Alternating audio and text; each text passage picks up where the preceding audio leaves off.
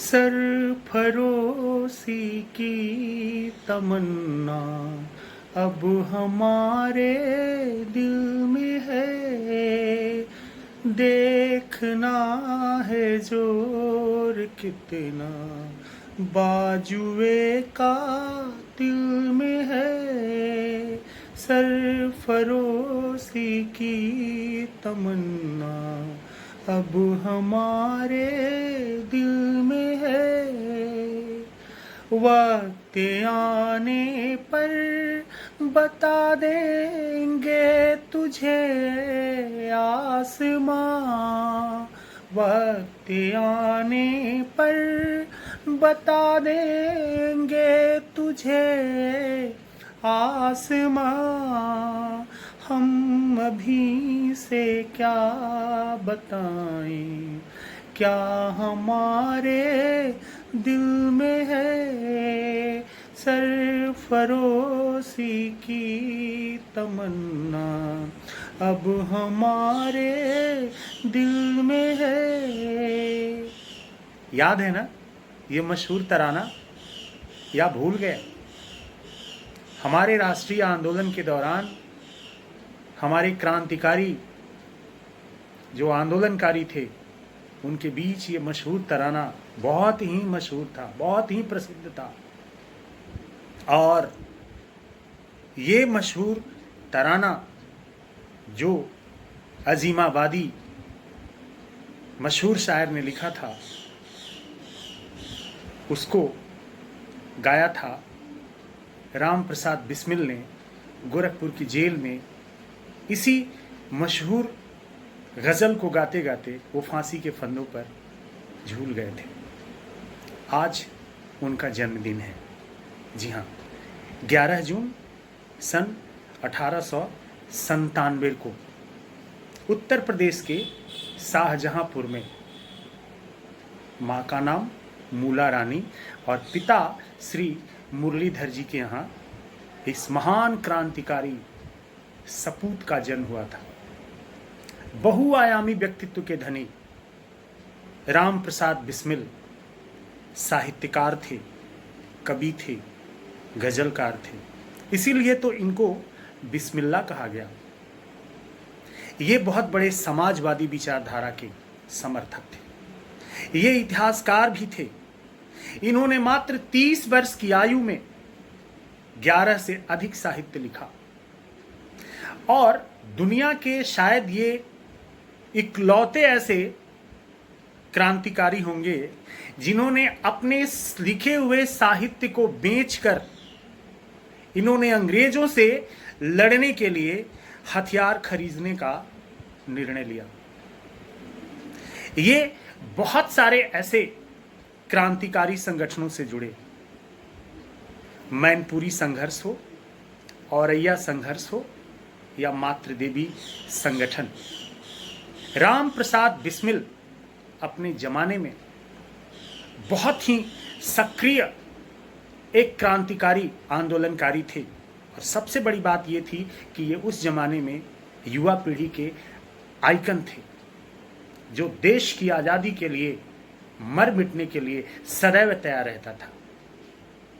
राम प्रसाद बिस्मिल के कुछ साहित्य जैसे मेरा जीवन, बोल्शेविकों के करतूत, मैनपुरी का संघर्ष, ये क्रांतिकारी आंदोलनकारियों के लिए एक बहुत बड़ा मार्गदर्शक साहित्य साबित हुआ।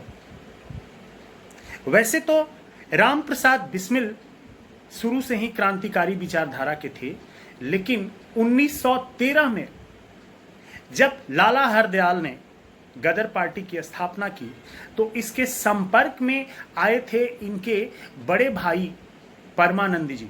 और परमानंद जब सैन फ्रांसिस्को से वापस लौटे तो इनके संपर्क में आने के बाद राम प्रसाद बिस्मिल ने बहुत ही सशक्त तरीके से क्रांतिकारी आंदोलन का मार्ग पकड़ लिया और इस लड़ाई को बखूबी निभाने के लिए ये हमेशा इस बात का ख्याल रखते रहे कि कैसे एक मजबूत संगठन की तैयारी की जाए।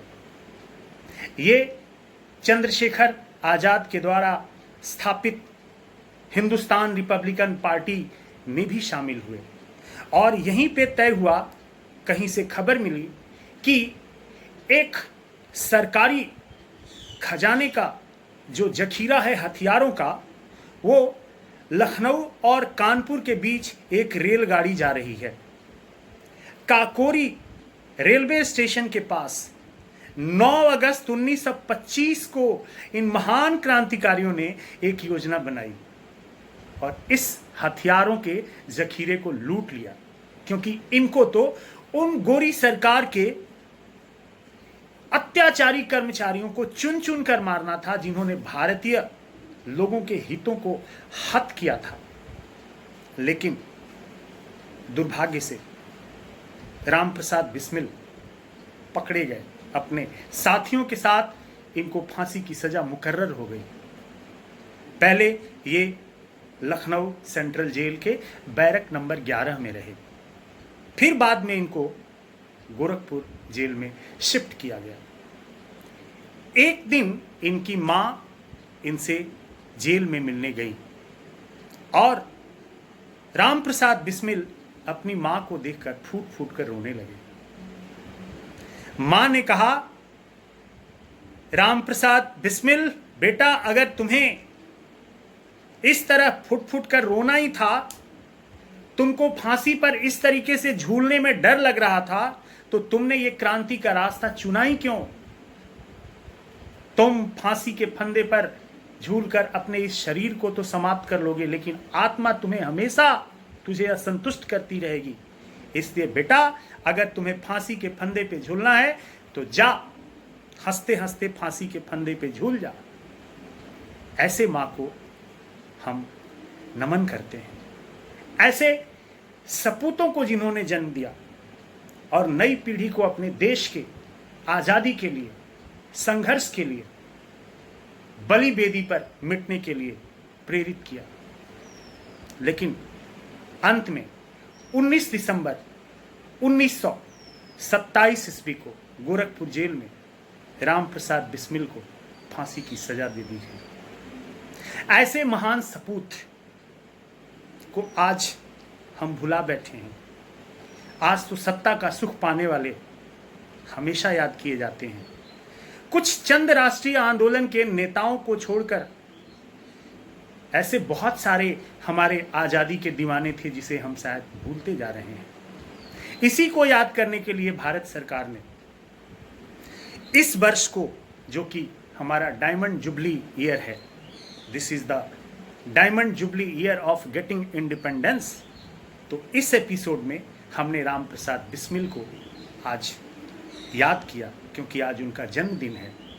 ऐसे महान देशभक्त, शहीद, राष्ट्र प्रेमी राम प्रसाद बिस्मिल को हम शत शत नमन करते हैं, उनको सच्ची श्रद्धांजलि देते हैं। धन्यवाद।